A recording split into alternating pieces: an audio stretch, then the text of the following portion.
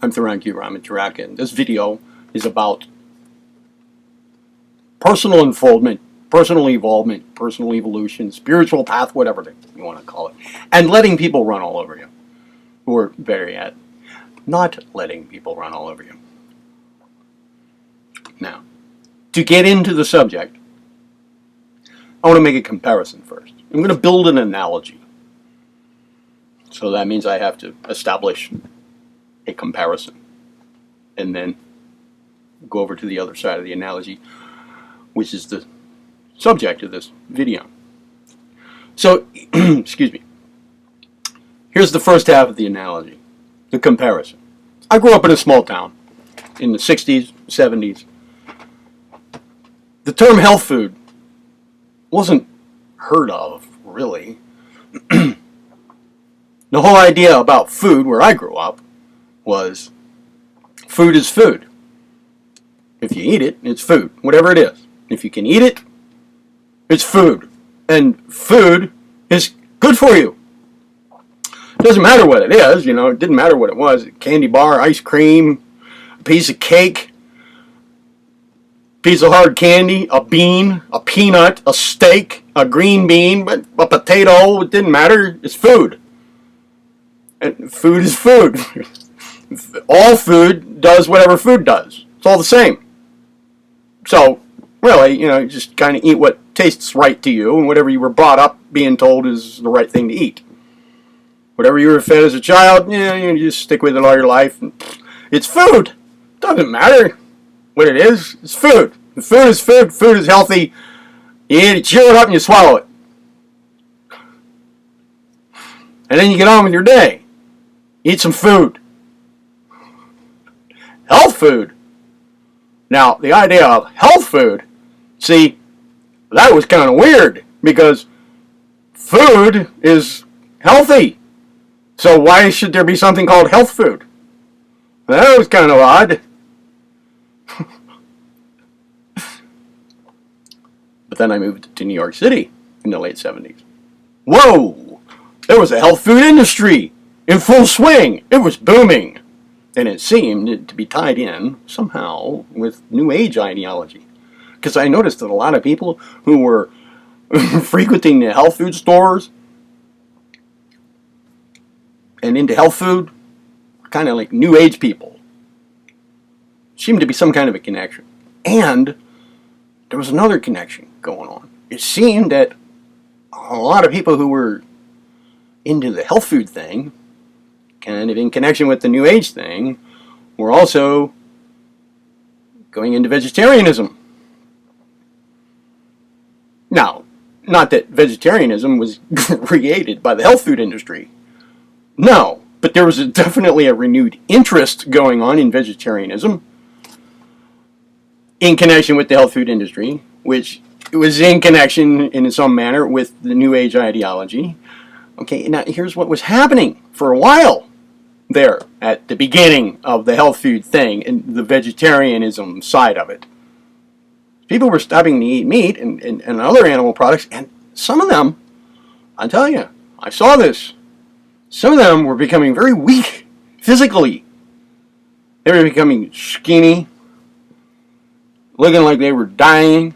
They were becoming, emaciated, sickly, pale, undernourished, malnourished. Some of them even died. Apparently in connection with being vegetarians and being into health food. Well, apparently that kind of engagement in health food wasn't very healthy. Well, this really fueled the anti-vegetarian and, I guess generally, the anti-health food argument. Like this. It was kind of like this. You don't eat meat. You don't eat meat. Let me get this right. You're a vegetarian? You buffoon! What kind of an idiot are you? You gotta have meat. Look at those people over there. They're looking sick. They stopped eating meat, and look what happened. You're gonna be like that, man. Woo! Oh my goodness, just open your eyes. You gotta have meat. What do you eat? If you don't eat meat, what do you eat? You just have an empty plate in front of you. You eat your plate. That's what you eat, huh? You eat your plate. If you don't eat meat, what do you eat? What do you eat? And look what's going to happen to you. Jeez, my goodness. You got to get your protein. See, that's what's going on with them people over there. They're not getting any protein. You got to have your meat so you can get your protein. My goodness. Oh, jeez. You're really falling for a load of crap when you're going into this whole health food thing. I mean, it's not very healthy. Jeez. Eat some food. Get some meat on your plate. Get your protein. That's kind of what was getting fueled by the results of ill-informed, out of balance, incorrect way to go about healthy eating. Oh, but then there was another phenomenon occurring. Kind of an opposite thing. There were some other people who were going into the health food thing like full bore in another direction. Oh man, they started pumping down the protein shakes and going and pumping a lot of iron, man. Oh, they were going into this with their egos at work, the false ego thing. Pump down those protein shakes. Load in those carbs, man. Triple the calorie intake and then go to the gym. They're getting huge. All puffed out, man. All puffed out. And then stand in front of the mirror and admire their muscles. A lot. A lot.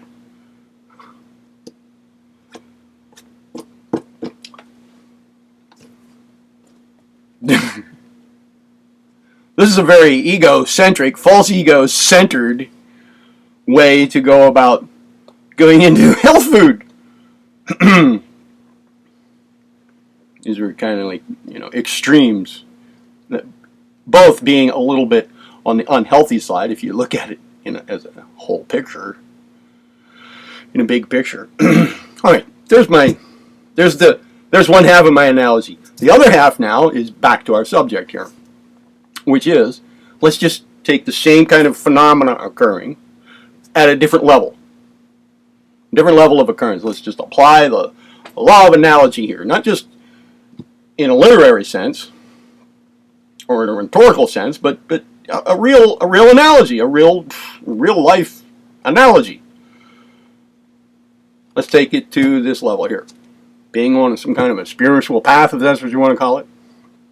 Some kind of personal unfoldment, comprehensive performance or achievement training in life, personal evolution, whatever, and going about it in a manner that leads you to believe or leads to the result that now you let people run all over you. In other words, you become weak. In a different sense than the physical one that I was referring to with the health food thing and the vegetarianism thing. Become weak. Kind of like socially, psychically, and so forth. Interactively with other people, communicatively. I guess the idea, or maybe an explanation for this is, alright, let's say it's me that this is happening to. I am on a spiritual path. My consciousness, my conscious awareness, my vibe is rising above a level of, I don't know, if we want to refer to the brain, reptilian brain activity and the thinking and responses and, behavior in life. Or instinctual mind, just purely instinctual mind levels of behavior and interacting with other people, where my conscious awareness is rising to a point where I am above engaging in human conflict. I don't engage in interaction. I just kind of disengage whenever I am approached in a manipulative manner, or when I am approached in a, by somebody's will that's encroaching on mine, I just kind of like, ooh, I turn the other cheek, because I don't stoop to those levels now. I'm not going to stoop to those levels. And the result, often, and I see this happening, just like back in the late 70s and early 80s, I saw people becoming very physically weak, some people who were getting into health food and vegetarianism. I see this happening on this other level with some people involved in what they're calling a spiritual path. But I want to ask, what kind of spiritual path is that? What kind of personal unfoldment is that? What kind of personal evolvement is that? What kind of achievement course is that in life? If the result is that you're getting used by people or getting run all over, if you're becoming a target for such individuals, kind of like, here comes Joe Vulture, and he sees, oh, you're on a spiritual path? Why don't you shine my shoes? Hey, you, spiritual path dude, shine my shoes. I said shine my shoes. What's the matter with you? Are you going to shine my shoes, or am I going to kick your ass? Shine my shoes. And so you think, oh, maybe the universe is trying to teach me humility, so I'll go shine this person's shoes.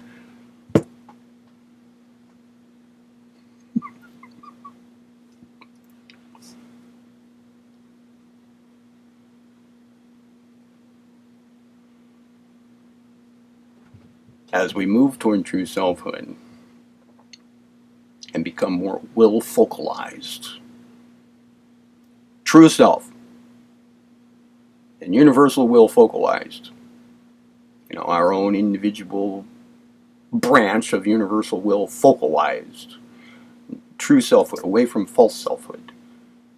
We're giving up our identity. Yes, we're sacrificing the false ego. But does that mean we no longer have the right to defend ourselves? To use our instruments that we used to identify ourselves with, but now no longer do? Does that mean we lose them? No. Does that mean that we no longer have use of our minds? Of our physical bodies, of our abilities to communicate effectively, to stand up for ourselves and not let ourselves get run all over? Does it mean that we lose all that, or that we can't use those instruments now, instead of being slave to them and identifying ourselves with them and not letting our the whole course of our life being run by them? Does it mean that we lose those, or does it mean that we are gaining greater and greater control over them and seeing them as instruments, as tools to use in our experience, in our everyday activities and lives? It means that. It means that latter. And think of this. If your spiritual path, whatever you want to call it, is leading you to getting run all over and used up by other people at a social level, or on an emotional level. In other words, I'll just use the word wimpy here. If it's making you wimpy in those ways, in what other more unseen, subtle energy ways are you also being wimpy? That's something to think about, right? Because there are levels of attack, let's say, that are much more subtle than those that come from people, other human beings with whom we come into physical contact on this planet. No matter how subtle are their hostilities and attacks,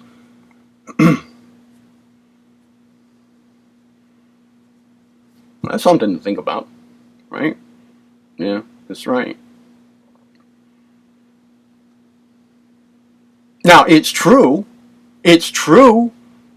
that as we become more and more experienced and actually in progress in personal involvement and give up, identity with false ego and let that whole false structure go, then yes, we become less vulnerable to our egos getting hurt by others. That's true. There's more that we can stand and more that we can tolerate because we become unaffected by it. Things that attack the false ego. Well, if we're not really identified with that and that kind of structure is just kind of like crumbling, but we still have our bodies, we still have our thoughts, we still have emotions, we still have these things, we still have a personality that we can use, we have different roles that we can play, just in a more masterful manner because we're now master over those things, right? We're mastering those things, we're getting control over those things from a core control point of view, from a true self point of view. All right? Yes, there are certain things that we can just let slide by.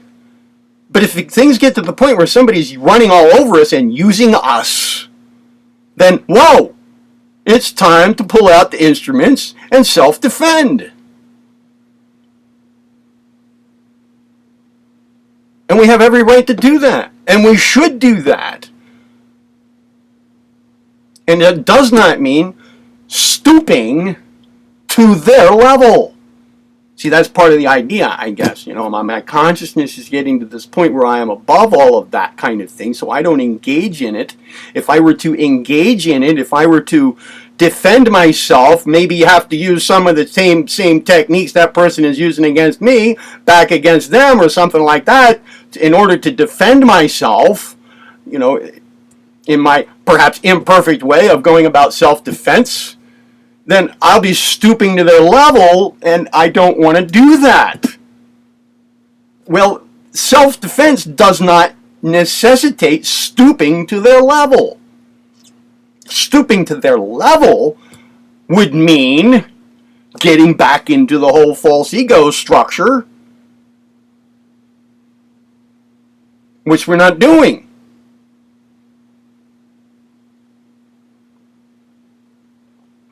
Just getting by in the world in a healthy manner, standing up for ourselves and when the situation calls for it, does not necessarily mean stooping back down to these low levels of vibration. I mean, we do have to be involved, but we don't have to identify with it, and we can become less and less hurt by it, yes. But it doesn't mean we have to let people run all over us. There is a fine line there. Do you get the distinction? There's a bit of an art to it. We don't have to be stooping to those levels in order to just defend ourselves. If we do these things, engage in this kind of self-defense at the psychic level, the social level, and so forth, and let the results up to the universe,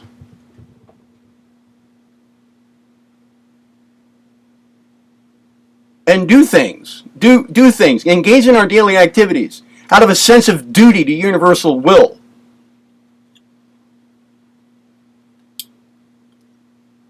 then no matter how perfectly or imperfectly, we're on the right path. Now, if we have our false egos involved, and we use strengthened will focalization against people,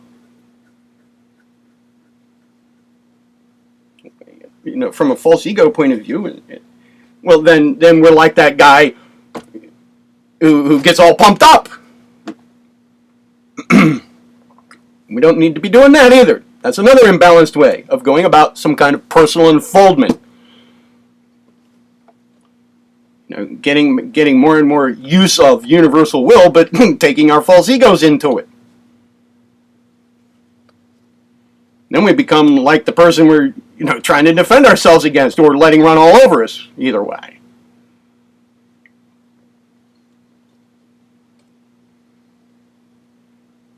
I'm bringing all this up because I see it happening to people. I see it happening. I've seen it. I've seen it happening the same as I used to see some people getting involved in vegetarianism and just becoming very physically ill, becoming weak, physically weak.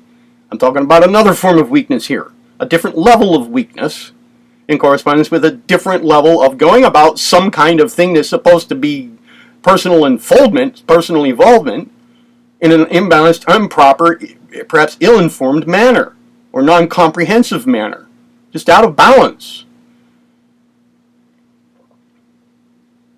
I see it happening.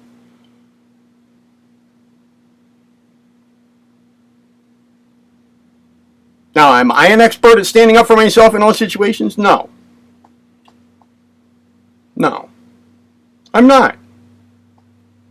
Sometimes it happens. Sometimes it happens. I have more practice, to do myself with it. It's a matter of, making progress.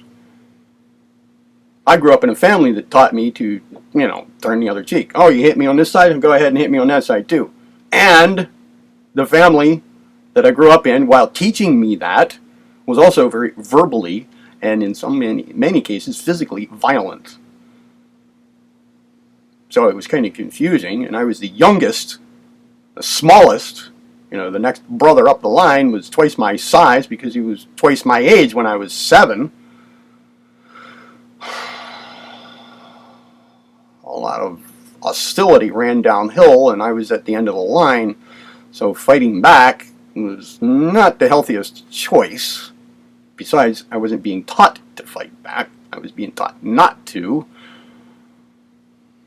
My father was quite hostile in the family, but outside the family, he was a wuss. People ran all over him. They had no idea that in the family he was a hostile person.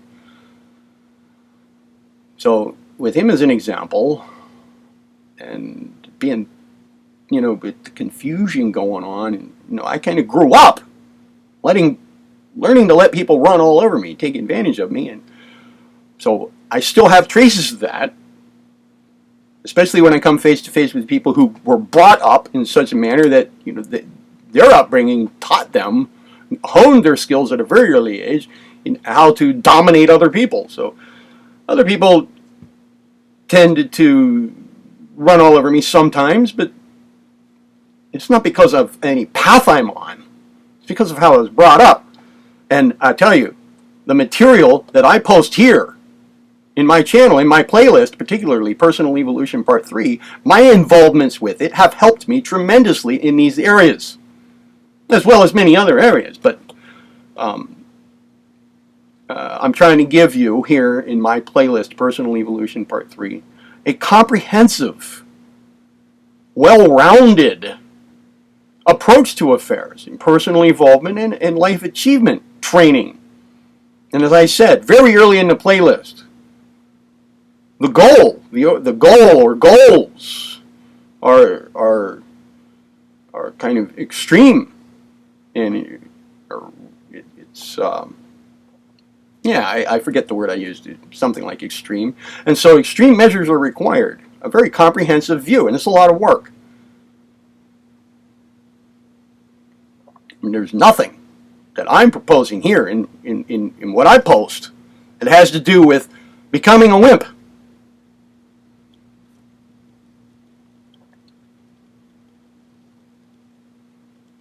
We have a right to defend ourselves. We should defend ourselves.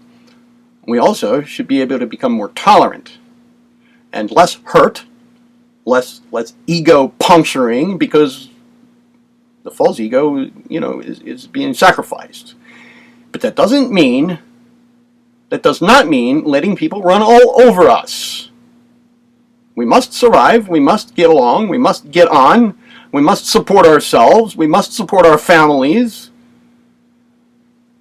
We must meet the needs, the requirements, and the activities, and the involvements, and the engagements of the day. Head on.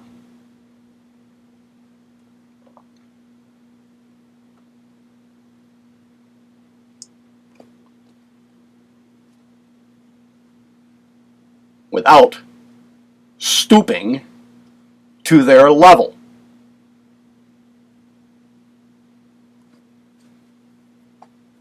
Self-defense does not necessitate stooping to their level. It might mean, on the surface of affairs, engaging in behaviors that appear very much like those we're defending ourselves against. Yes. This is where true personal involvement, true selfhood, in connection with will focalization comes in. The closer we get to that combination, the better we get at this, without stooping downward at the same time.